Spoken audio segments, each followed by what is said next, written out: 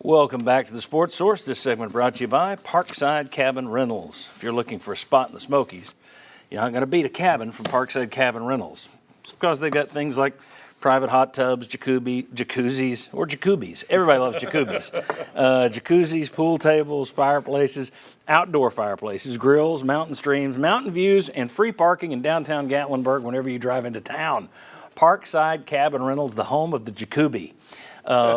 Check them out online, parksidecabinrentals.com. All right, open mic segment.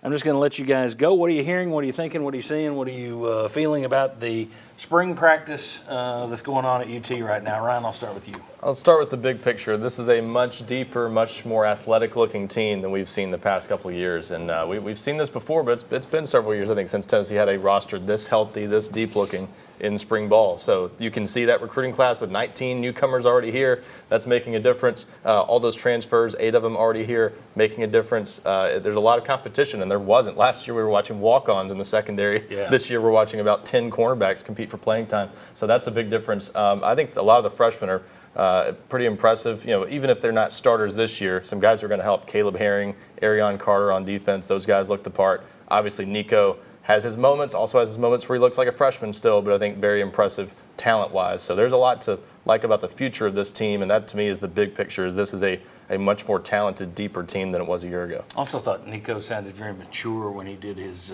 media availability there last week. He didn't sound like a freshman. Jimmy, thoughts on what you're hearing? Without any concerns out there, or positives, negatives, anything you got? Well, similar to what Ryan said, this freshman class, in particular on defense, there's some tremendous athletes. You mentioned Herring, you mentioned Carter, Jordan Matthews, a defensive back. There's some really good defensive players that they brought in, and you wondered when they got there, okay, are they as athletic as we have heard? Are the pass rushers as good as we have heard? And the answer to that right now looks to be yes. Now, I realize it's early, but there's some really good athletes that they have on defense. And also, they've got an offensive lineman, a Campbell kid from Miami. So I called a coach at Miami that I knew, and I said, what are they getting? They said they're getting an extremely talented player. He will help. He should start right away.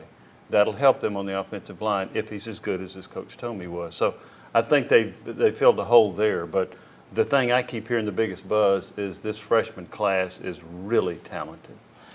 We don't know how they'll play, but at least they're starting to get guys that look like Tarzan again. Yeah, no, I mean, listen, you got to get the guys on the field, especially speed kills, right? We always said speed makes up for a lot of mistakes. If I have athletic guys out there, you know, they don't know all the plays. It's okay at times. They can make up for some of that. So you got to get back to where it's Jimmy's and Joe's getting you those plays at times. I mean, well, let's face it, to compete with a Georgia on a consistent basis or an Alabama, you're not going to do that out coaching them. Eventually, you got to have the people that are able to play, get out the field and make a play when you need it, even if it's a bad call. I have somebody that overcomes that. You got to have that team out there. So you got to find the talent to come into the university. Bob, you're hearing? Oh, go ahead. I was just going to say, unlike everybody else who, you know, the defense, they got better players, or that's exciting, everything. I'm still more concerned about the offense because this is what this team's built around.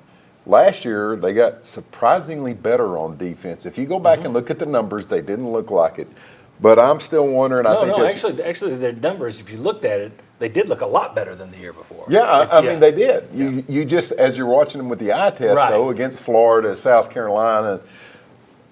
But I would like, what Jimmy said is the best thing I have heard about the offensive line, that the kid from Miami, okay, they're getting a real good player, you come in there. Because that and receiver have been my bigger parts of concern, because your defense, maybe it is what it is, but your offense is kind of what got you in the national picture again. And we'll talk about the offense in the next segment a little bit more in depth, but I mean, Heupel yesterday, again, you don't know, I'm not trying to say I don't believe Josh Heupel. I'm just, this is Coach X. When you're not allowed in to see scrimmages, nobody can see practice or scrimmage, the full practice, you're told, coach says X, Y, Z. You don't know if that coach is saying something to protect a kid, to motivate a kid. Yeah. So that is an outlet for the coach to get.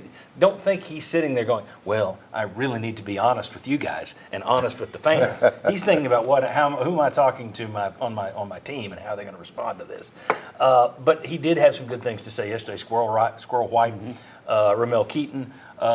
Those guys, Keaton, White, Milton, I don't know that anybody can expect them to be Hooker, Tillman, Hyatt But while, like Bob, I'm concerned you're going to have some drop off, I don't feel too terribly bad. That offensive system puts up numbers, and then you throw those guys into the mix.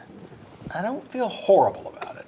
I don't either, but I think the whole key is that Milton plays consistently well. If he can play consistently as well as he did against Clemson, they're going to be fine. I thought he really did a nice job in that game. His decision-making, his accuracy. I think the receivers will be fine. Ramel Keaton is a guy that all I hear about is he just keeps doing a good job. He's one of these guys you think, well, they need to recruit over him, but he keeps staying in the lineup and producing. So I think he's going to be a nice receiver for them this year. So, but I think the whole key to how productive this offense will be Milton being consistently good. Yeah, and I thought his second half in that game was a lot better than his first half. And that just coincided with when they took off. Well, just to back up my worries a little bit. No. I was reading The Athletic yesterday. Tennessee, right now, according to Dana Brugler, I think. Dane Brugler, yeah. Brugler, the analyst. Tennessee, off their offense last year, there are 4 guys in the top 63 players in this year's NFL draft.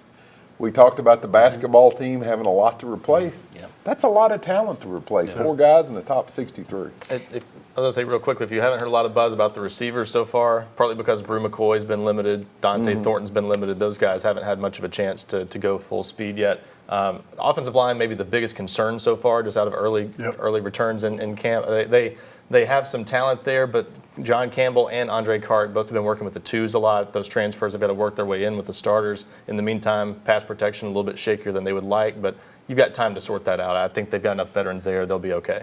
Good deal. We just killed our second segment on the offense.